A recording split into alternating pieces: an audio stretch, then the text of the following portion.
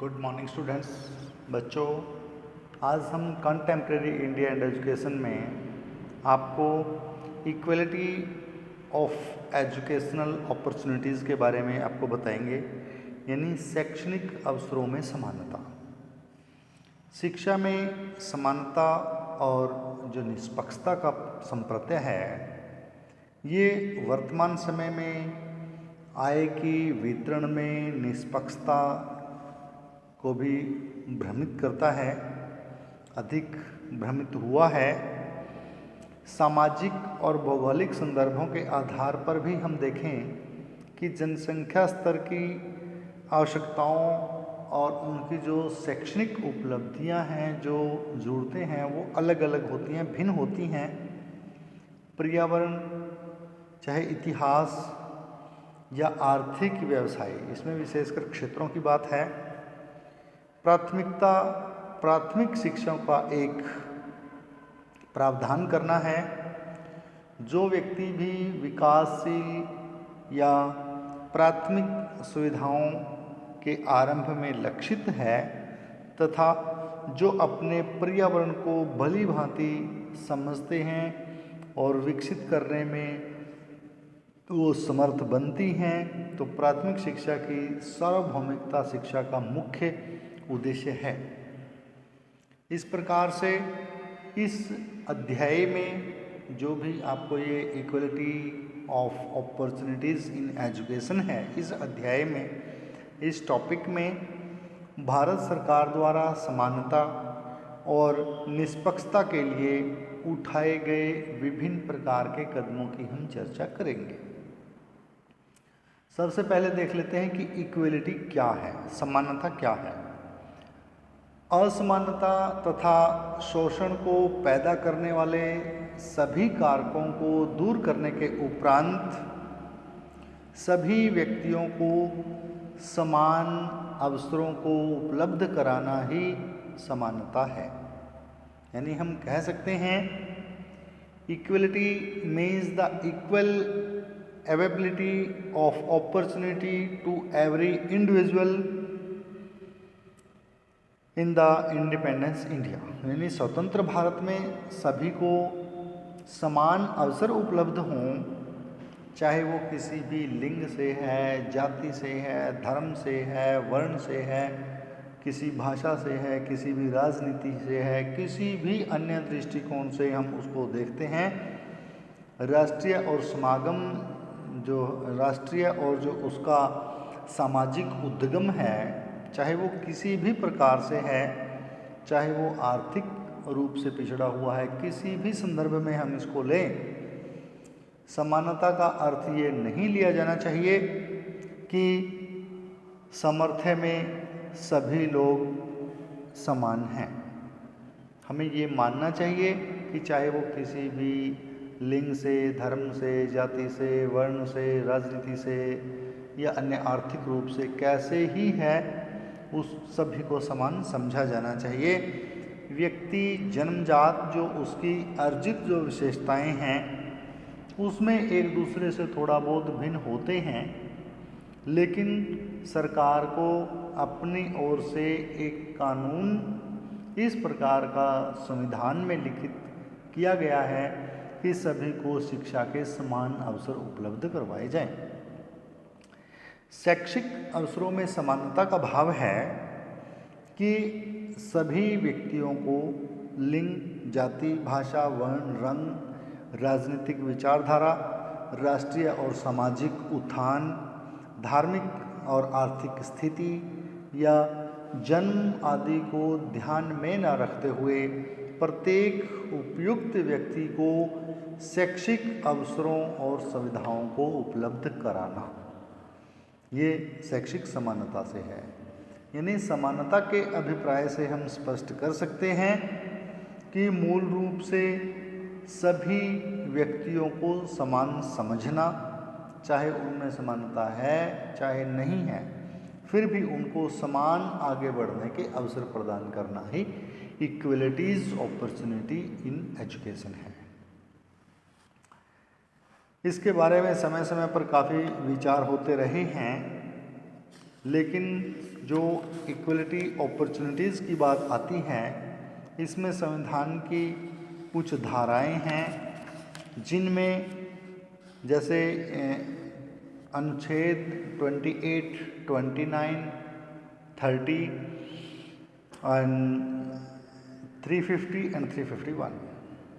यानी जो भी भारतीय संविधान की धाराएं हैं उनमें इससे संबंधित क्या कहा गया है। धारा 28 में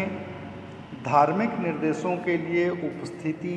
के लिए स्वतंत्रता की बात कही गई है, जिसमें राज्य सरकार द्वारा प्रदान किए गए फंड से चलने वाली जो शैक्षणिक संस्थाएं हैं उन संस्थाओं में किसी भी प्रकार के धार्मिक निर्देश नहीं दिए जाएंगे। इसके कॉलेज नंबर 1 में कहा गया है कि इनमें ये कार्यक्रम ऐसी कुछ जो शैक्षणिक संस्थाएं हैं, यानी इनमें से कुछ ऐसी शैक्षणिक संस्थाओं पर ये लागू नहीं होगा जिनका संचालन तो राज्य द्वारा होता है, लेकिन जिनकी स्थापना किसी भी संस्था या ट्रस्ट द्वारा की गई है जो ये मांग करता है कि ऐसी संस्था में धार्मिक निर्देश दिए जा सकते हैं। कॉलेज नंबर 3 में कहा गया है कि राज्य सरकार द्वारा मान्यता प्राप्त अथवा राज्य सरकार द्वारा फंड से सहायता प्राप्त किसी भी शैक्षणिक संस्था में उपस्थित होने वाले किसी भी व्यक्ति को ऐसी संस्था में प्रदान किए जाने वाले जो धार्मिक निर्देश हैं उनमें भाग लेने तथा धार्मिक पूजा अनुष्ठान आदि में उपस्थित होने की ऐसी किसी संस्था जिससे वो किसी भी कार्य को, धार्मिक कार्य को करना चाहती है या कर रही है, उसमें संलग्न की जाती है, जिसकी ज़रूरत नहीं होती, यदि किसी व्यक्ति को या किसी जो बालक अवयस्क है तो उनमें अभिभावक द्वारा सहमति प्रदान की जानी चाहिए, या जब तक सहमति प्रदान नहीं की जाएगी तब तक उसे धार्मिक अनुष्ठान आदि में भाग लेने के लिए बाध्य नहीं किया जाएगा। शैक्षणिक संस्थाओं में धार्मिक शिक्षा से संबंधित अनुच्छेद 29 में कहा गया है कि राज्य सरकार के फंड से पूर्ण तौर पर चलाई जाने वाली संस्थाओं में धार्मिक शिक्षा नहीं दी जाएगी। धारा 1 के अंतर्गत उस संस्था पर ये कंडीशन लागू नहीं होगी जिस संस्था का स्थापन धर्मदान या किसी चंदे आदि से ट्रस्ट द्वारा किया जाता हो। यहाँ ऐसी शिक्षा दी जा सकती है, दी जाएगी। नंबर 3 में कहा गया है, चाहे जो व्यक्ति राज्य द्वारा मान्यता प्राप्त किसी संस्था या राज्य सरकार के फंड द्वारा संचालित या सहायता प्राप्त ऐसी संस्था में शिक्षा पा रहा हो, उसमें दी जाने वाली जो धार्मिक शिक्षा है उसमें भाग नहीं लेगा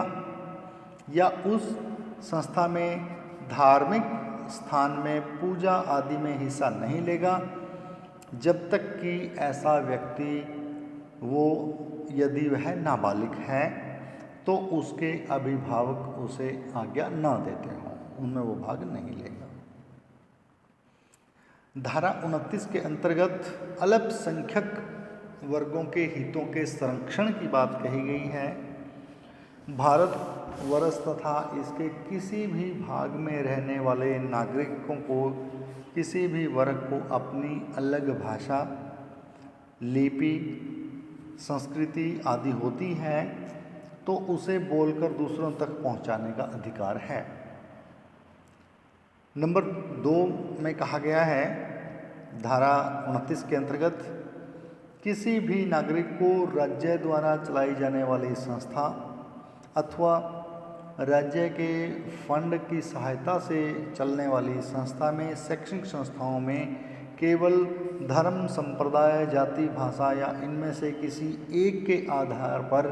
प्रवेश लेने से मना नहीं किया जा सकता। धारा 30 के अंतर्गत अल्पसंख्यक वर्गों के शैक्षणिक संस्थाओं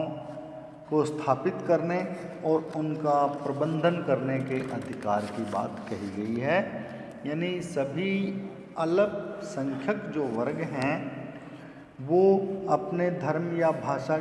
चाहे वो किसी भी धर्म या भाषा के आधार पर हों, अपनी पसंद की जो शैक्षणिक संस्थाएं हैं उनको स्थापित कर सकते हैं, उनको स्थापित करने का अधिकार है।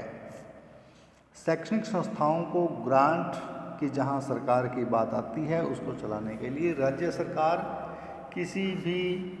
जो शैक्षणिक संस्था है उसके प्रति इस आधार पर भेदभाव नहीं करेगी कि वो किस भाषा के आधार पर है या अल्पसंख्यकों द्वारा उसका प्रबंध किया गया है। इस आधार पर सरकार उसको मना नहीं कर सकती। तो धारा जो हमने 28 की बात की है उसमें धार्मिक शिक्षा देने की बात कही गई है, और जो धारा 29-30 हैं ये अल्पसंख्यकों से संबंधित हैं। और अब धारा 350 की बात करते हैं। इनके अनुसार ये प्रत्येक राज्य का कर्तव्य है कि वो प्राथमिक स्तर पर जितने भी जो अल्पसंख्यकों की भाषा है उससे संबंधित जाति के बच्चों को मातृभाषा शिक्षण हेतु समुचित सुविधाएं प्रदान करे,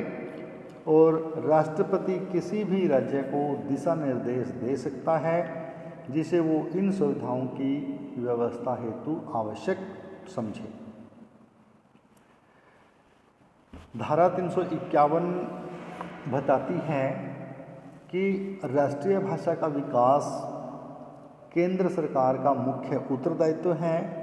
ताकि यह भारत की मिश्रित संस्कृति के सभी लोगों के लिए निर्देश का माध्यम बन सके। तो शिक्षा मंत्रालय ने इसमें कुछ योग्य कदम भी उठाए, व्यवस्था भी की, क्योंकि भारत एक धर्मनिरपेक्ष राज्य है और प्रत्येक धर्म को अपने धार्मिक प्रचार और धार्मिक आदर्शों का प्रचार प्रसार करने का पूर्ण रूप से अधिकार है। अब बात यह आती है कि शैक्षणिक अवसरों में समानता के लिए कुछ विशेष प्रावधान की बात आती है, जिसमें निःशुल्क और अनिवार्य शिक्षा हो,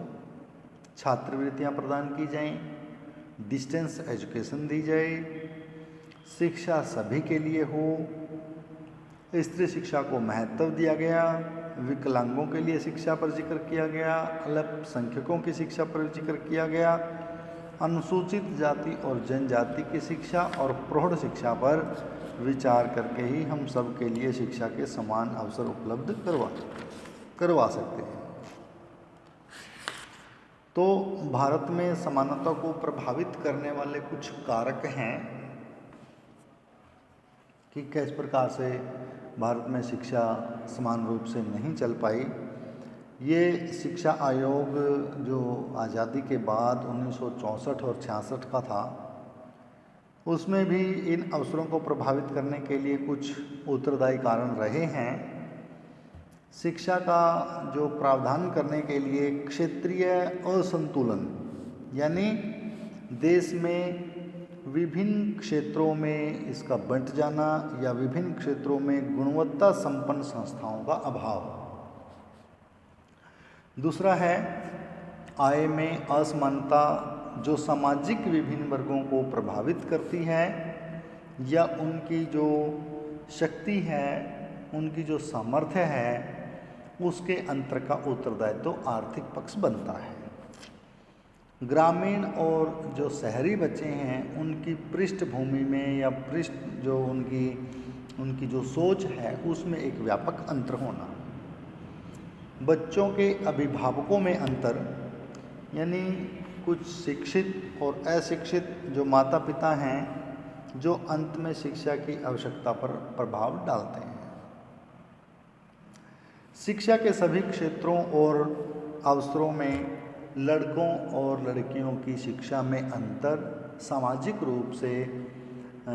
लड़कियों को विद्यालयों में ना भेजना, समाज में विकसित और पिछड़े वर्ग का अंतर, ये कुछ था जिसमें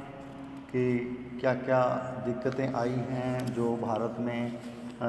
एजुकेशन को इक्वल करने में कुछ जो कारक थे वो सामने आए।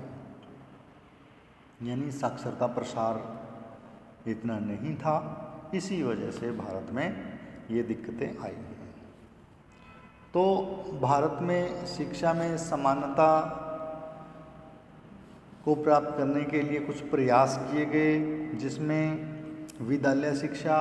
शिक्षा में प्राथमिक और माध्यमिक विद्यालयों का खोला जाना, सार्वजनिक विद्यालयों की व्यवस्था करना, जो